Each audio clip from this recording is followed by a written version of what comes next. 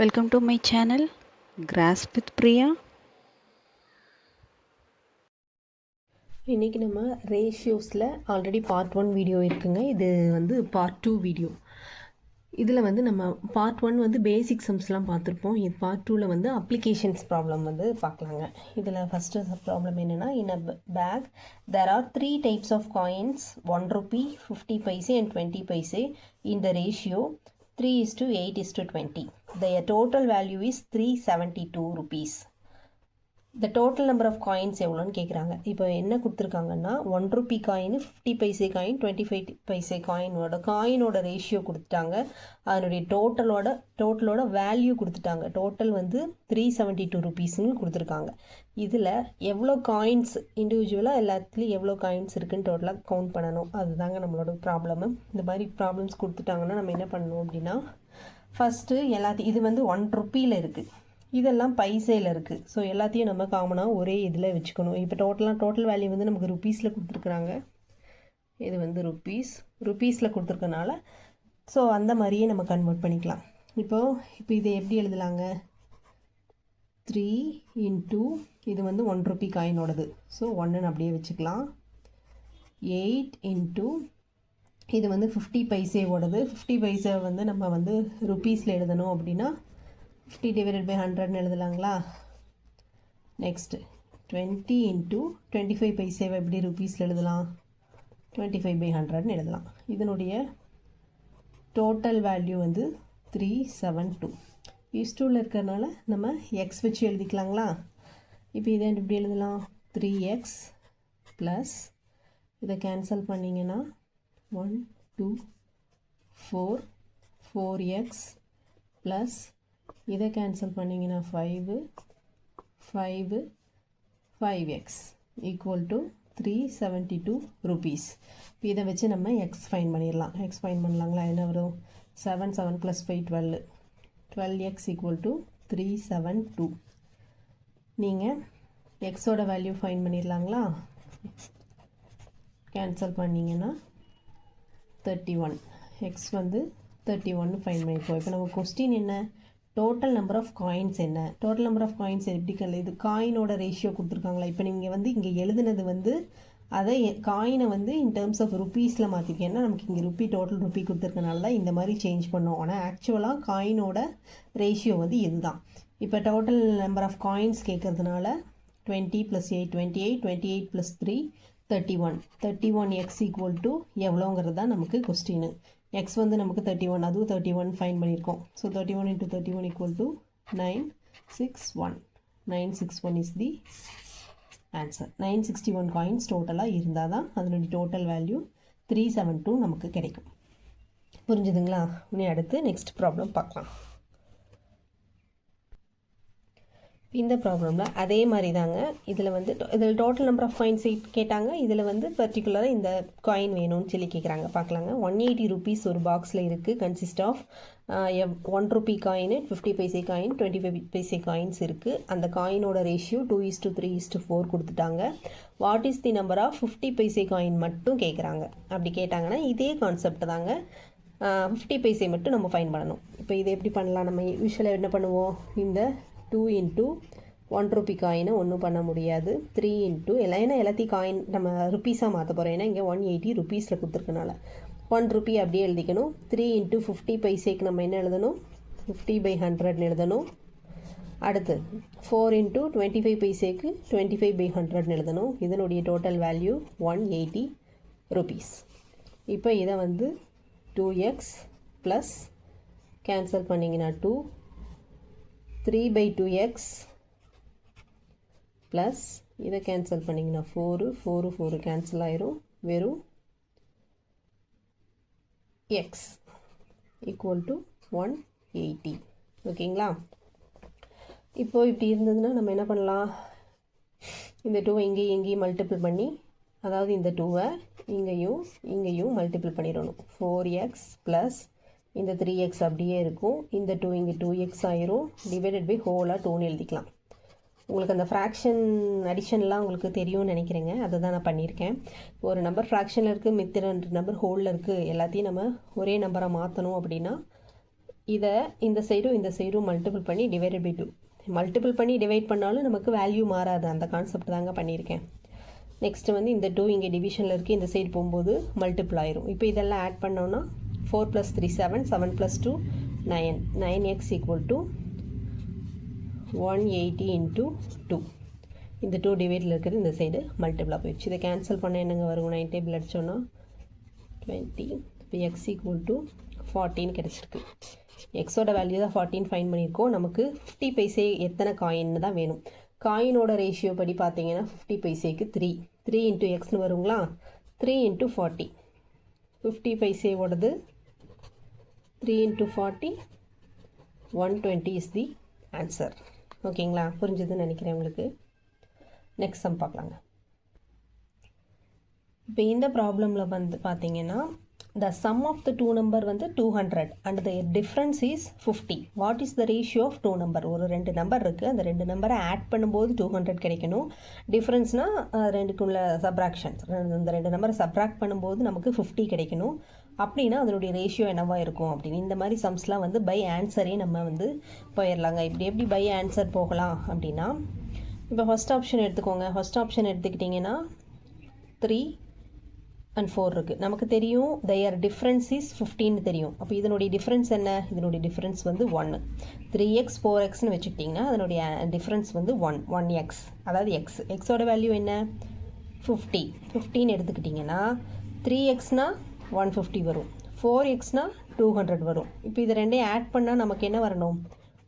Answer 200 வரணும். ஆனால் வராது. கரெக்டுங்களா? ரெண்டையும் ஆட் பண்ணால் ஆன்சர் நமக்கு 200 வராது. ஸோ ஆப்ஷன் ஏ வந்து ராங். ஆப்ஷன் பி பார்த்தீங்கன்னா இதனுடைய ரெண்டோட டிஃப்ரென்ஸ் வந்து 15 கொடுத்துருக்காங்க. இப்போ 1க்கு டிஃப்ரென்ஸ் எடுத்திங்கன்னா 0 கிடைக்கும். ஸோ இது ஆப்வியஸாக இந்த ஆன்சர் வராது. நெக்ஸ்ட் இது 3:4. இது ரெண்டோட டிஃப்ரென்ஸ் என்ன? டிஃப்ரென்ஸ் வந்து 1, அந்த 1ங்கிற டிஃப்ரென்ஸ் வந்து 50, அதாவது எக்ஸுங்கிற வேல்யூ வந்து 50. அப்போ அதனுடைய அடிஷன் என்னவாக இருக்கும்? 50 × 3 போட்டிங்கன்னா 150, 50 × 4 போட்டிங்கன்னா 200. அதே தாங்க வரும், நமக்கு இதே மாதிரி தான் வரும். So answer is the wrong answer. ஏன்னா இது ரெண்டையும் ஆட் பண்ணும்போது நமக்கு இந்த ஃபஸ்ட் நம்பரு செகண்ட் நம்பரு ரெண்டையும் ஆட் பண்ணும்போது நமக்கு 200 வரணும், இங்கே 350 வருது. ஸோ இதுவும் தப்பு. நெக்ஸ்ட் இதை பார்த்தீங்கன்னா இதனுடைய டிஃப்ரென்ஸ் என்ன? டிஃப்ரென்ஸ் வந்து 2. அந்த டிஃப்ரென்ஸ் நமக்கு என்ன கொடுத்துருக்காங்க? 50 கொடுத்துருக்காங்க. அதாவது 2xங்கிறது வந்து நமக்கு 50. இப்போ எக்ஸோட வேல்யூ என்ன?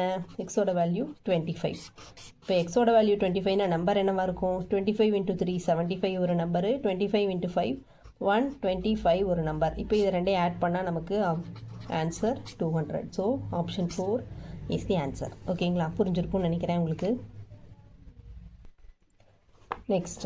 நெக்ஸ்ட் ப்ராப்ளம் வந்து if two numbers are in the ratio 2:3 and the ratio becomes 3:4 when 8 is added to both the numbers, the sum of the two number is என்ன அப்படிங்கிறதா கொஸ்டின். சரிங்களா? இப்போ ஃபஸ்ட்டு ஒரு ரெண்டு நம்பர் இருக்குது, அந்த ரெண்டு நம்பரோட ரேஷியோ 2:3. சரிங்களா? இந்த 2:3 நம்ம எப்படி எழுதலாம்? அந்த ரெண்டு நம்பரை 2x 3xன்னு வச்சுக்கலாம். கரெக்டுங்களா? இப்போது இந்த நம்பர் கூட 8 ஆட் பண்ணுறோம். 8 ஆட் பண்ணும்போது இதனுடைய ரேஷியோ என்னவா மாறிடுது? 3:4ன்னு மாறிடுது. அப்படி மாறுது இப்படிங்கிறது தான் நமக்கு கொடுத்துருக்குற டேட்டா. இதிலிருந்து அந்த ரெண்டு நம்பரை ஃபைன் பண்ணிவிட்டு சம் ஆஃப் 2 நம்பர்ஸ் தான் நமக்கு கொஸ்டின். இது ரெண்டுலேருந்து ஈஸியாக நம்ம ரெண்டு நம்பர் ஃபைன் பண்ணிடலாம். எப்படி பண்ணலாம்? 2x + 8 ரேஷியோவில் இருக்கிறத நம்ம டிவைடில் அப்படியே எழுதிக்கலாங்களா? 3x + 8 = 3/4 இப்படி எழுதிக்கலாமா? இப்படி எழுதிட்டிங்கன்னா வெரி சிம்பிள். கிராஸ் மல்டிபிள் பண்ணி எக்ஸோட வேல்யூ ஃபைன் பண்ணுறோம், ஆன்சர் ஃபைன் பண்ணுறோம். கிராஸ் மல்டிபிள் பண்ணோம்னா 4 இங்கே மல்டிபிள் ஆச்சுன்னா 8x + 32 = 9x + 24. எக்ஸோட வேல்யூ ஃபைன் பண்ணுறதுக்கு இது இந்த சைடு எடுத்துகிட்டு போயிட்டோம்னா எக்ஸ்னு கிடச்சிரும். 24 இங்கே லெஸ் பண்ணிங்கன்னா எக்ஸோட வேல்யூ நமக்கு 8ன்னு கிடைக்குது. எக்ஸோட வேல்யூ 8னா சம் ஆஃப் 2 நம்பர் என்ன? 2x + 3x 5x. 5xங்கிறது தான் நம்ம கேட்கக்கூடிய கொஸ்டின். ஆன்சர் 40. புரிஞ்சுதுங்களா? புரிஞ்சிருக்கும்னு நினைக்கிறேன். நெக்ஸ்ட் சம் பார்க்கலாங்க. இப்போ இந்த சம்மில் என்ன கொடுத்துருக்காங்க, 3 numbers are in a ratio. 3 நம்பரோட ரேஷியோ கொடுத்துருக்காங்க. If the sum of first and third number is greater than the second number by 50, then the sum of three number is அப்படிங்கிறத கொஸ்டின். இப்போ கொடுத்துருக்கிற டேட்டா வச்சு நம்ம ஒரு இது ஈக்குவேஷன் மாதிரி அதை ஃபார்ம் பண்ணிட்டோம்னா போதுங்க, நம்ம ஈஸியாக எழுதிடலாம். இது எப்படி ஃபார்ம் பண்ணலாம், 3 numbers are in a ratio கொடுத்துருக்காங்க. Sum of first and third number, first இப்போ 3 நம்பரை வந்து நம்ம என்ன எழுதிக்கலாம், 5x ஒரு நம்பரு, 7x ஒரு நம்பரு, 12 கொடுத்துருக்கிற ரேஷியோவில் எக்ஸ் வச்சு எழுதினோம்னா இண்டிவிஜுவல் நம்பர் கிடச்சிடணும், நமக்கு தெரிஞ்சது தான். இப்போ அந்த 3 நம்பரை இந்த ஃபார்மில் எழுதியிருக்கோம். இப்போ என்ன கொடுத்துருக்காங்க, sum of first and third number, sum of first and third number is greater than second number by 50, செகண்ட் நம்பரை விட 50 அதிகம் அப்படின்னு சொல்லி கொடுத்துருக்காங்க. கொடுத்துருக்கிறது இந்த மாதிரி எழுதிட்டோம்னா போதுங்க, ஈஸியாக ஃபைன் பண்ணிடலாம். இதில் இருந்து எக்ஸ்பைன் பண்ணலாங்களா, எக்ஸ்பைன் பண்ணிங்கன்னா 17x minus 7x equal to 50, 10x equal to 50, x equal to 5 நம்ம ஃபைன் பண்ணிட்டோம். இப்போ என்ன கேட்குறாங்க question, then the sum of 3 number, 3 நம்பரோட சம், 3 நம்பரோட சம் என்னங்க இங்கே 12x plus 12x 24x, 24xங்கிறது தான் சம் ஆஃப் 3 நம்பர். எக்ஸ் நமக்கு 5னு தெரியும், 24 into 5 equal to 120, 120 is the answer. Next sum பார்க்கலாங்க. இந்த நெக்ஸ்ட் சம்மில் வந்துங்க income and expenditure based sum, இந்த மாதிரி ப்ராப்ளம்ஸ் வந்து அடிக்கடி கேட்குறாங்க. இதை நம்ம பார்க்கலாங்க. The ratio of income of P and Q is 3:4 and the ratio of their expenditure is 2:3. If both of them save 6,000 each, then the income of P is அப்படிங்கிறது தான் கொஸ்டின். என்ன கொடுத்துருக்காங்கன்னா, இன்கமோட பி அண்ட் கியூவோட ratio கொடுத்துருக்காங்க, எக்ஸ்பெண்டிச்சரோட ratio கொடுத்துருக்காங்க. ரெண்டு பேருமே 6,000 சேவ் பண்ணாங்க அப்படின்னா அவங்களோட இன்கம் ஆஃப் பி என்ன அப்படிங்கிறது தான் கொஸ்டின். இப்போ இன்கம் எக்ஸ்பெண்டிச்சரில் பொறுத்த வரைக்கும் நம்ம ஃபஸ்ட்டு நமக்கு தெரியும், நமக்கு என்ன தெரியும், income equal to expenditure plus சேவிங்கிறது நமக்கு தெரியும், அப்படிதானுங்க. இப்போது நமக்கு கொடுத்துருக்குற ப்ராப்ளம் என்ன, இன்கம் வந்து ரெண்டுமே கம்பைன் பண்ணி பார்த்தீங்க அப்படின்னா இன்கமோட ரேஷியோ 3/4 கரெக்டுங்களா. எக்ஸ்பெண்டிச்சரோட ரேஷியோ 2:3ன்னு கொடுத்துருக்காங்க. அப்போ 2x 3xன்னு அர்த்தம். 2x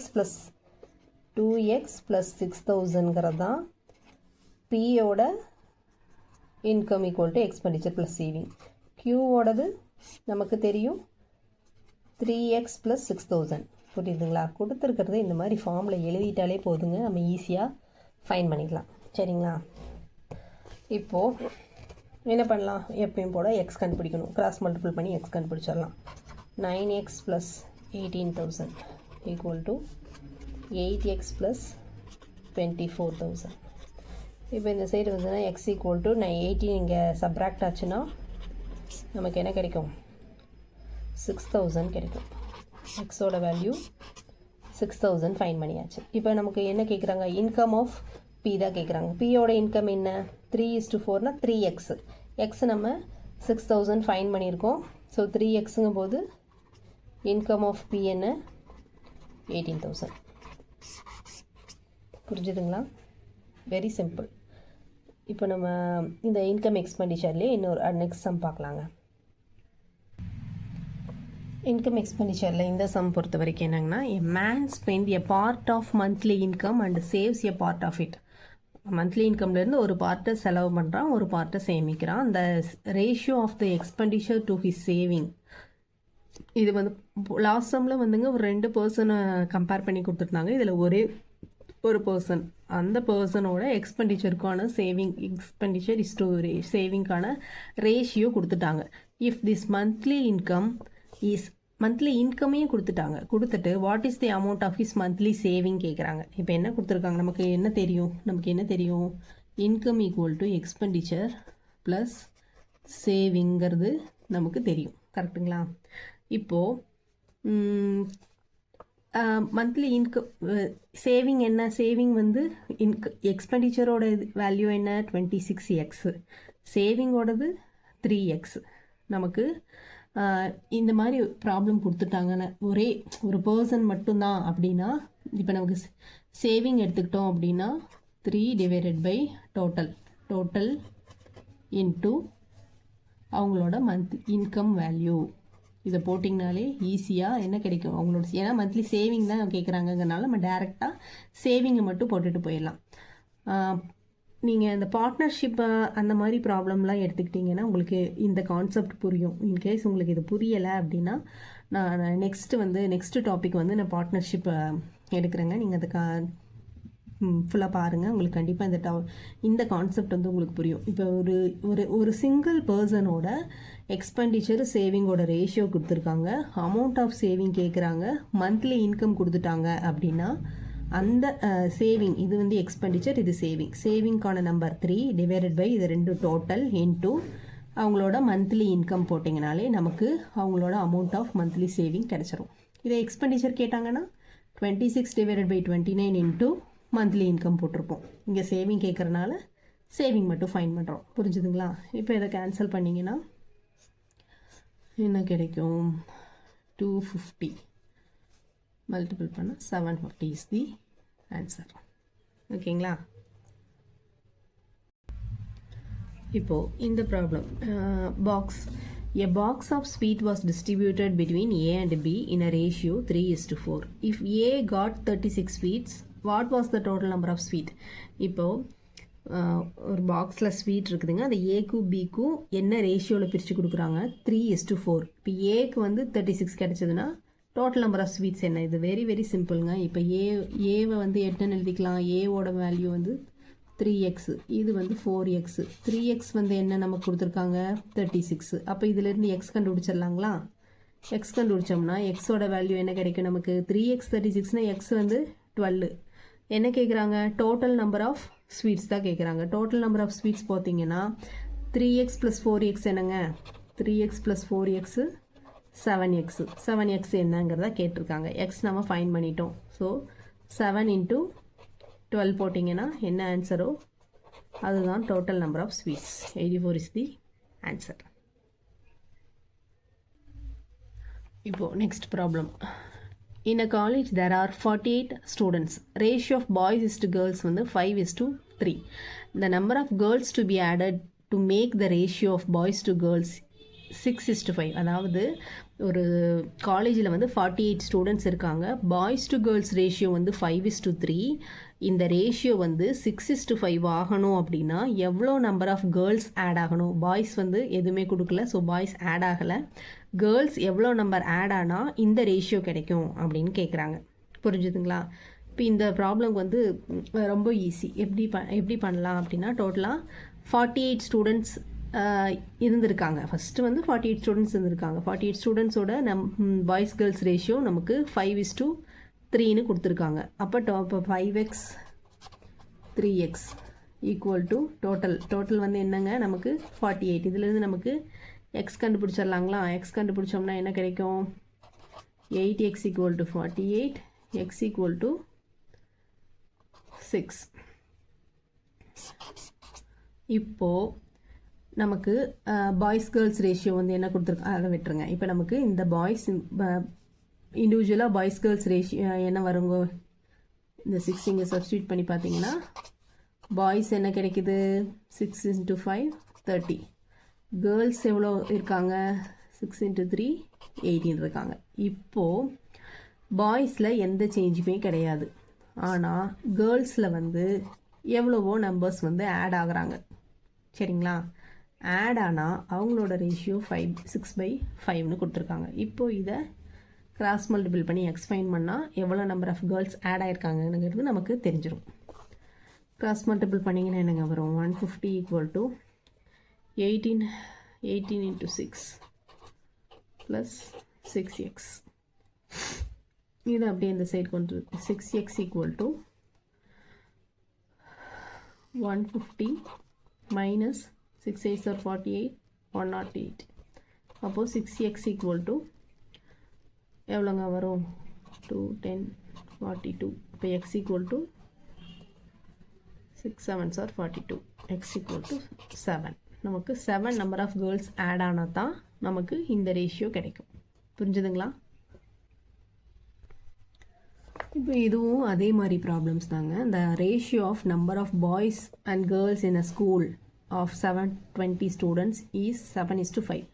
720 ஸ்டூடெண்ட்ஸில் பாய்ஸ் டு கேர்ள்ஸ் ரேஷியோ வந்து 7:5. how many more girls should be admitted to make the ratio 1:1? அதே மாதிரி ப்ராப்ளம் தாங்க. இப்போ என்ன பண்ணலான்னா 7:5 7x + 5x = 720 கொடுத்துருக்காங்க. இப்போ எக்ஸோட வேல்யூ வந்து நம்ம ஃபைன் பண்ணிடலாங்க. என்ன வரும் எக்ஸோட வேல்யூ 60. சரிங்களா? இப்போ இதை வச்சு பார்த்தோம்னா இனிஷியலாக பாய்ஸ் எவ்வளோ இருந்திருக்காங்க, கேர்ள்ஸ் எவ்வளோ இருந்திருக்காங்க. இனிஷியலாக பாய்ஸ் பார்த்தீங்கன்னா 7x இருந்திருக்காங்க. ஸோ 7 × 60 420 பாய்ஸ், 6 5 are 30 300 கேர்ள்ஸ் இருந்திருக்காங்க. இப்போ எவ்வளோ கேர்ள்ஸ் ஆட் பண்ணால் இந்த ரேஷியோ வந்து 1:1 ஆகும். இந்த ரேஷியோ எப்போ 1:1 ஆகும்? இது ரெண்டுமே ஈக்குவல் வேல்யூவாக இருக்கணும். இப்போ ஆல்ரெடி வந்து நமக்கு 420 பாய்ஸ் இருக்காங்க, 300 கேர்ள்ஸ் இருக்காங்க. அப்போ இன்னும் எவ்வளோ கேர்ள்ஸ் ஆட் ஆனால் 420 ஆகும் அப்படின்னா கண்டுபிடிச்சிடலாங்களா? 120 கேர்ள்ஸ் இன்னும் எக்ஸ்ட்ரா ஆட் ஆனால் தான் 420 கிடைக்கும். அப்போ தான் ரேஷியோ 1:1 கிடைக்கும் கொஸ்டின் வைஸ் பார்த்தோன்னா. So answer is 120. 120 girls would be admitted to make the ratio 1:1. Next இந்த ப்ராப்ளம்ங்க. இதில் என்ன அப்படின்னா 2420 rupees வந்து divided among ABC so that the A is to B, B is to C ரெண்டு ரேஷியோ கொடுத்துருக்காங்க. தென் C எவ்வளோ கிடைக்கும்? அதாவது 2420 rupees ஏபிசிக்கு பிரித்து கொடுக்குறாங்க. அதில் ரெண்டாக தனித்தனியாக ரேஷியோ கொடுத்துருக்காங்க. கடைசியாக சிக்கு எவ்வளோ அமௌண்ட் கிடைக்கும் அப்படின்னு கேட்குறாங்க. இந்த மாதிரி ரெண்டு ரேஷியோ கொடுத்தாலே நம்ம சிங்கிளாக ஒரே இதில் A is to B is to Cன்னு நம்ம மாற்றிக்கணும். அப்படி மாற்றுறதுக்கு நமக்கு ஆல்ரெடி தெரியும். ஏன்னா ப்ரீவியஸ் வீடியோவில் இந்த மாதிரி பேசிக் சம்ஸ் எல்லாம் நான் எக்ஸ்பிளைன் பண்ணியிருக்கேன். தெரியாதவங்க அதில் செக் பண்ணிக்கோங்க. இப்போது A is to B, A is to B வந்து கொடுத்துருக்காங்க. அடுத்து B is to C கொடுத்துருக்காங்க. இது எல்லாத்தையும் ஒரே ரேஷியோவாக மாற்றணும்னா இதை அப்படியே இங்கே போடணும், இதை அப்படியே இங்கே போடணும், அப்படியே மல்டிபிள் பண்ணி எழுதணும். அதுதாங்க நமக்கு எப்பயும் பண்ணுறது. பண்ணிட்டோன்னா காமனாக A is to B is to C நமக்கு கிடைச்சிரும். இதில் ஏதாவது கேன்சல் பண்ண முடியுமான்னு பார்க்கணும். மூணுமே கேன்சல் பண்ண முடியாது. ஸோ இதுதான் final A is to B is to Cயோட ரேஷியோ. இப்போ என்ன கேட்குறாங்க? சிக்கு தனியாக எவ்வளோன்னு கேட்குறாங்க. இப்போ C வந்து நமக்கு 14 தெரியும். 40 டிவைடட் பை டோட்டல் வேல்யூ. ஏன்னா நமக்கு டோட்டல் அமௌண்ட்டு தெரியுங்க. டோட்டல் அமௌண்ட் தெரியறதுனால 40 டிவைடட் பை இது எல்லாத்தையும் டோட்டலாக ஆட் பண்ணிங்கன்னா 1 2 1 கிடைக்குது. நமக்கு டோட்டல் அமௌண்ட்டு தெரியும். ஸோ இதிலிருந்து ஈஸியாக நம்ம சியோட வேல்யூ மட்டும் ஃபைன் பண்ணிக்கலாம். சியோட வேல்யூ மட்டும்தான் ஃபைன் பண்ணுறோம். சரிங்களா? இப்போ இதை கேன்சல் பண்ணால் 20. ஸோ ஆன்சர் சி வந்து 800 rupees கிடைக்கும். புரிஞ்சுதுங்களா? எடுத்து நெக்ஸ்ட் சம் பார்க்கலாங்க. நெக்ஸ்ட் சம் பொறுத்த வரைக்கும் என்ன அப்படின்னா the ratio between the number of teachers to student, டீச்சர்ஸ்க்கும் ஸ்டூடெண்ட்ஸ்க்கும் உண்டான ரேஷியோ வந்து 3:31. லாஸ்ட் இயர் போன வருஷம் இந்த மாதிரி இருந்திருக்கு. இந்த இயரில் வந்து 6 teachers and 22 students were relieved. 6 டீச்சர்ஸும் 22 ஸ்டூடெண்ட்ஸும் வெளியில் போயிட்டாங்க. அதனால அவங்களோட ரேஷியோ வந்து 1:13 ஆயிடுது. The number of teachers last year before relieving, அதாவது லாஸ்ட் இயர்க்கான இந்த 6 டீச்சர்ஸ் ரிலீவ் ஆகிட்டாங்கல்ல, ரிலீவ் ஆகிறதுக்கு முன்னாடி என்ன நம்பர் இருந்தது அப்படிங்கிறது தான் நமக்கு கொஸ்டின். சரிங்களா? இந்த மாதிரி ப்ராப்ளமாக ஃபஸ்ட்டு எப்படி ஃபேஸ் பண்ணணும் அப்படின்னா நமக்கு டீச்சர்ஸ்க்கான இது வந்து 3x, ஸ்டூடெண்ட்ஸ்க்கானது 31x நமக்கு தெரியும். இந்த இயர்க்கான ரேஷியோ கொடுத்துருக்காங்க. ஸோ இந்த இயர்க்கானது அந்த ரேஷியோ கொடுத்துருக்கிறதுனால நம்ம இந்த ஃபார்மெட் எழுதணும். 3x.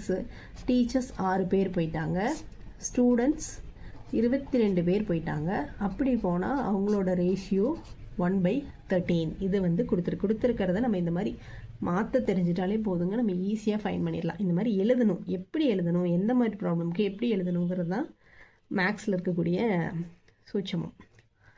இப்போது இதை நம்ம எழுதிட்டோம். இப்போ இதிலேருந்து நம்ம வந்து எக்ஸ் ஃபைன் பண்ணிடலாங்க. எப்படி ஃபைன் பண்ணலாம்? Cross multiple பண்ணலாங்களா?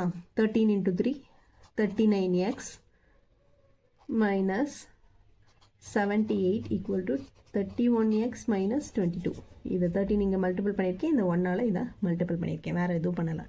இப்போ எக்ஸ் ஃபைன் பண்ணலாங்களா? இந்த 31x இந்த சைடு வந்ததுன்னா 39ல் 31 போயிடுச்சுன்னா 8x = இங்கே மைனஸில் இருக்கிறது இந்த சைடு ப்ளஸில் போகும் 56.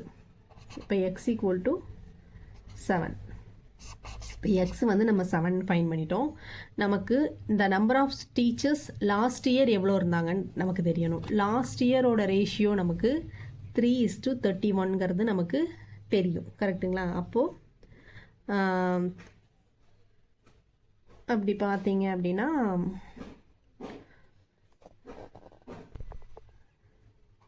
3x தான் வந்து டீச்சர்ஸோட வேல்யூ.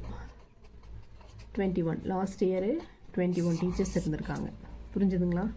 இது வந்து பேசிக்கான ப்ராப்ளம்ஸ் தாங்க நான் இப்போ சால்வ் பண்ணிகிட்ருக்கேன். ஏன்னா ஃப்ரம் பேசிக்ஸ்லேருந்து போகலாம் அப்படிங்கிறதுக்காக ஒரு டாப்பிக்காக நான் வந்து போயிட்டுருக்கேன். ஃபுல்லாக இப்போ குவான்டிடேட்டிவ் ஆப்டிடியூட்ஸில் எல்லா டாப்பிக்குமே கவர் ஆனதுக்கப்புறம் advanced topic, last year previous year கொஸ்டினில் கேட்ட டாப்பிக்கு இதெல்லாம் 1 by 1 நம்ம பார்க்கலாங்க. தேங்க்யூ ஃபார் வாட்சிங்.